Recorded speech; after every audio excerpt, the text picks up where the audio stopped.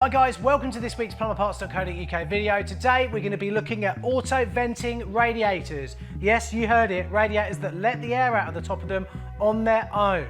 There's a lot of benefits to having these. We're going to be looking at Aladdin Autovents and the whole universe of vents that these guys make for the different types of radiators. So then, what do these do? And we've got loads of them here, all these different types, and you might think, right, they all do different things or anything like that, but the basic principle of these works in exactly the same way.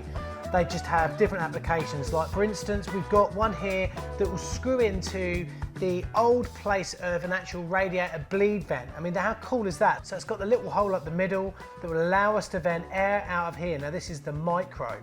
I'm going to list all of these in the description below as well so you can see which one they are. It's worth noting the two most common forms of auto vents you're going to come across will be the HV30C that has a removable and replaceable cartridge, and the HV30 which is the non-replaceable cartridge model. We've got ones that will go on like a Barlow rad, so that'll be handy for you to show how they work and all that. And then you can get packs that come in two, so you've got a blank pack. And you've also got the HV30, which is one that doesn't have a removable cartridge.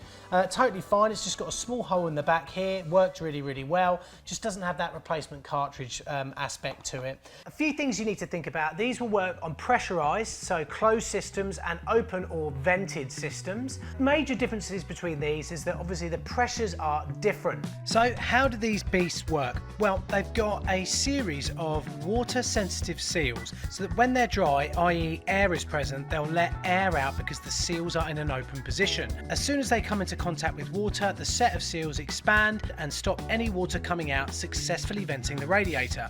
As soon as they dry again, the seals will contract and start to let air out again. These have a 5-year guarantee, and if the seals ever fail, there's a fail-safe system at the end, so they always fail in the closed position, meaning you'll never get any leaks. These products, although they're very, very good for helping you vent out a whole new system, especially if you've got like 100 radiators, you could put one of these on each one of those rads, and that would get rid of the labour cost of you going round and venting each one of them rads out.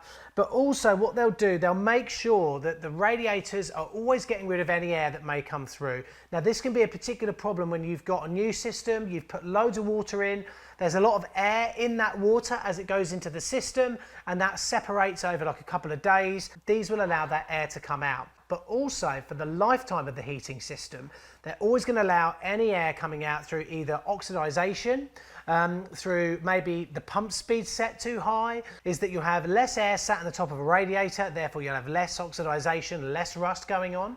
But also your radiators will obviously be full up, which means they'll all fully get hot, which means they're going to emit the most amount of heat and be the most efficient for the heating system. So usually for these, I just get a big set, nice big screwdriver in there. This is if you're going to be fitting on a new rad.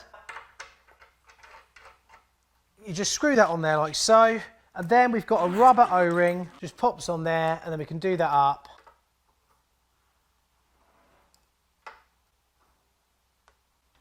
And there we go, that's it, it's done.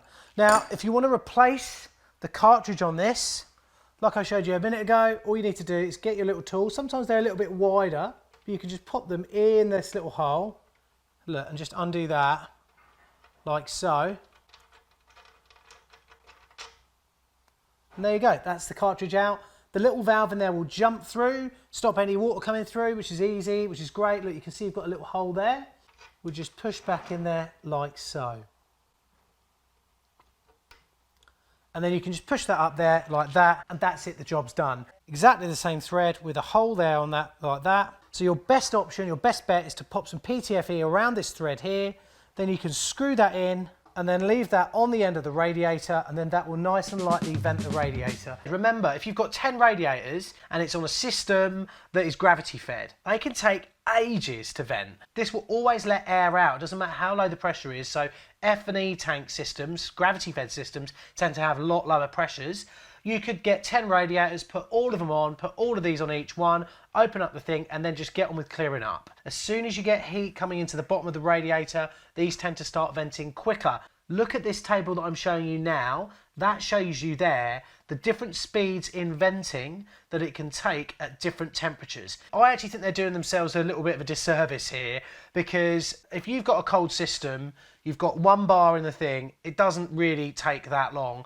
This would be filled up and vented probably in about 20 minutes.